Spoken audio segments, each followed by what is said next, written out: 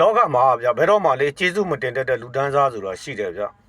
ကိုကကို့မှာရှိတဲ့9000အကုန်ပေးခဲ့တယ်လေဒါပေမဲ့တတိတယောက်က1000ပေးခဲ့တာကိုကျေးဇူးတင်လို့မဆုံးဘူးပေါ့ဗျာအဲ့လိုလူတန်းစားဗျကိုပေးခဲ့တဲ့9000ကနောက်နေ့အတွက်30အောင်မရှိတာတော့ရှိတာအကုန်ပေးခဲ့တာလေတတိပေးခဲ့တဲ့1000ကြတော့ဗျလက်ဖေးဘူးတာပဲရှိတာသူမသိခဲ့ဘူးဗျတိလဲတိတ်ပြီးတော့မခံစားတတ်တဲ့လူစားမျိုးပေါ့ဗျာကိုပေးခဲ့တဲ့အချိန်ကဗျမအားမလက်တဲ့ကြားကနေအပြေးလောသွားပြီးတော့ပေးခဲ့တဲ့အချိန်ဗျ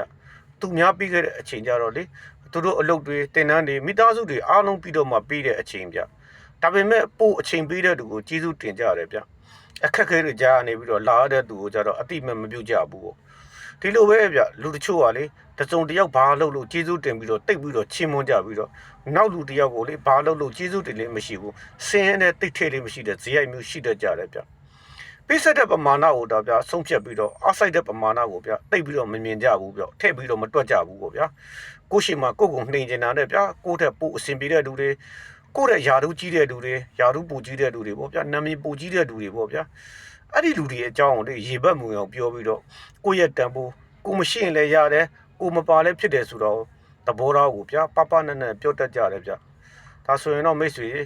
တင့်တန်ဖိုးကိုလေနေသည်ဖြစ်စေများသည်ဖြစ်စေအဲ့ဒီတန်ဖိုးကိုအတိမမပြုတဲ့အတိုင်းအဝိုင်းတစ်ခုကနေတင့်မှာရှိနေပြီဆိုရင်တော့အရင်လိုလေးပုံပုံပဲပဲတွေမကူညီနဲ့တော့ဗျအားရရတွေလည်းအချိန်မပေးနဲ့တော့ဗျနှစ်ကာလည်းခင်တာတွေလည်းရှော့လိုက်တော့ပေါ့ဗျာဘာလို့မလဲဗျကို့မှာရှိနေခြင်းကိုတန်ဖိုးမထားကို့လိုအားကိုတော့မလေးမစားကို့အချိန်တွေကိုအတိမမပြုတဲ့လူတွေကိုစိတ်ထဲထည့်ပြီးတော့ခင်မိနေတာမိတ်ဆွေအရင်တို့တတ်မှတ်နေတာပေါင်းသိနေတာတွေကလေကို့မှာရှိနေတဲ့တန်ဖိုးကိုထပ်မချပါနဲ့ဗျကိုမရှိလဲအဆင်ပြေတယ်ဆိုတဲ့အတန်းဝိုင်းကိုထားခဲ့လိုက်ပါကိုမလိုအပ်ဘူးဆိုတဲ့ပတ်ဝန်းကျင်ကိုလည်းကြောခန့်လိုက်ပါကိုမရှိမှကိုရဲ့တန်ဖိုးကိုတိမဲ့မိတ်ဆွေတို့လည်းလက်တွဲဖြုတ်လိုက်ပါဗျဘောကမှနေရမယ့်အချိန်ကအရန်နေတာမို့လို့လေတင့်ကိုလိုအပ်တဲ့တန်ဖိုးထားတဲ့အတိမပြုမဲ့တင်ရှိရင်လိုအပ်မဲ့ပတ်ဝန်းကျင်ကိုသာတင်ရွေးချယ်ပါဗျတင်ရှိနေတင်တာပေါ့ဗျာအမီကျော်ဒွေးတော်လန်တက်တဲ့မိတ်ဆွေတွေငစိမ့်မြင်ငကင်ပြစ်တဲ့တငယ်ချင်းတွေသူတို့တွေကိုမျက်နှာလုံးနေမဲ့အစားဗျာ